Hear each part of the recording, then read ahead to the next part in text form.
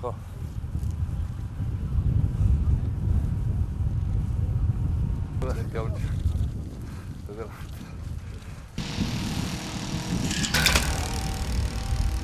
ნახელები ხდება?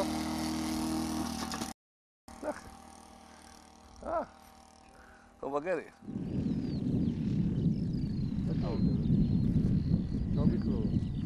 ნახიჯერა. იმიტომ რომ ქარისაცმელი გამოშვა, აქ მოვარხა თვითონავე და იმიტომ რომ ქარისაცმელამდე გუნდა შემოგიწრა ხარ.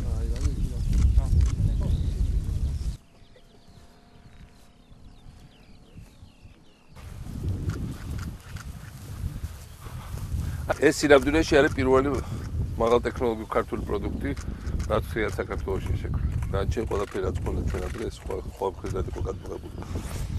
და მთელი უპირატესობა არის ის, რომ როცა უცხოეთში ყიდულობ, შეიძლება ვიცი გამყიდველმა ბოლომდე არ მოხდეს ტექნოლოგია, ან და პირიქით შენ ტექნოლოგია გაუზიაროს მოწინააღმდეგეს. ამას ვერავის ვერ გაუზიარებს ეს ჩვენი. და რაც ორი პერსპექტივა ხა ეს არის ესე დასაწყისი მარტო პერსპექტივაა რომ ბევრად დიდები გავაკეთოთ, ბევრად უფრო დახვეწილები, ხო? მაგრამ ძალიან ცოტა ქვეყანას აქვს ეს ტექნოლოგია. და რაც თავარია რომ ეს არის ეს სამხედროს გარდა კიდევ უფრო მეტი მნიშვნელობა აქვს რომ ინტელექტის და ინტელექტუალური ცოდნის და ტექნოლოგიების განვითარების თვალსაზრისით საქართველოში. რამდენია სამხედრო საინჟინეროზე წელს რამდენი შეაბარებს 70 კაცი ხო? რამდენი ადგილია? ხედავ, ესე იგი საქართველოში ახალგაზრდები მიხვდნენ რომ ამ დარგს აქვს დიდი პერსპექტივა. ამ დარგს აქვს დიდი პერსპექტივა ქვეყნის თავდაცვისთვის და მე არის დიდი პერსპექტივა კომერციალიზაციის თვალსაზრისით. ქართველებს აქვს ნიჭი სამხედრო ინჟინერიის.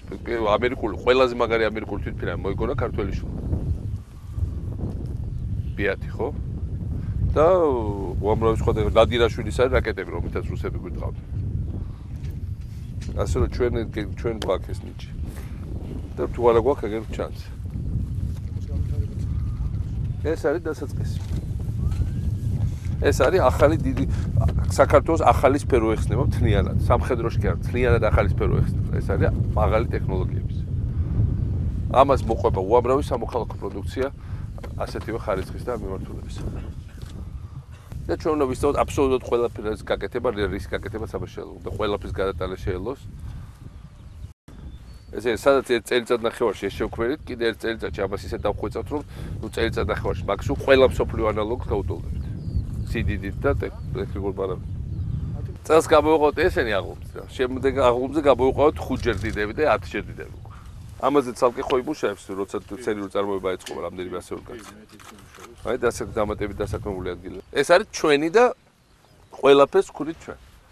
ასე რომ აღარავის აღარა ვართ დამოკიდებული. და იქით ეს იქნება ჩვენი დიდი საექსპორტო პროდუქტი. და სხვა შორის მინდა გითხრათ, რომ მართლა ძალიან დიდი პოტენციალია ამ სოფლიოში ამის გატანას. საქართველოს უნდა დაიწყოს მაღალი ტექნოლოგიების ექსპორტი.